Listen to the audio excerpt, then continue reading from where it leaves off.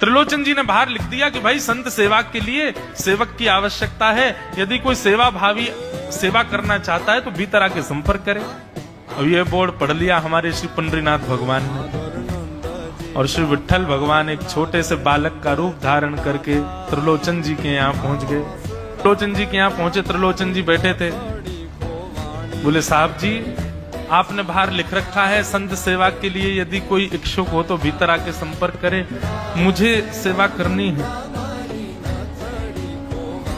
त्रिलोचन जी और उनकी पत्नी देखे, बोले कितना छोटा सा बालक है, कितना प्यारा है, तुम्हारे माता पिता नहीं है? बोले होंगे तो पता नहीं, मुझे तो पता नहीं, मैंने कभी देखा नहीं अपने माता पिता को, मैं अकेला ही हूं, ना मेरे कोई भाई है, ना कोई मेरे मित्र है, ना मेरे कोई बंधु है, ना मेरे माता पिता, मैं अकेला ही हूं। त्रिलोचन जी की पत्नी को तो इतनी दया सी आ गई, अरे राम राम, बेचारा अकेला बालक। अच्छा चलो ठीक है, तुम यहां सेवा कर लेना, लेकिन कुछ नियम है उनको सुन लो। सबसे पहले तो अपना नाम बताओ, तुम्हारा नाम क्या है?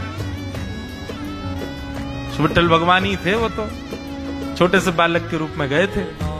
बोले मेरा नाम है अंतर्यामी। त्रिलोचन जी बोले नाम सुनकर के तो ऐसा लगता है जैसे सच में अंतर्यामी है क्या?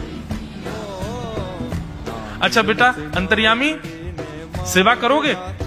बोले ये सेवा करना तो मेरा जन्म जन्मांतर का काम है, मैं यही तो करता हूं। संतों की सेवा करना, वैष्णवों की सेवा करना, भक्तों की रक्षा करना, ये मेरा जन्म सिद्ध अधिकार है, मैं इसी के लिए ही आता हूं।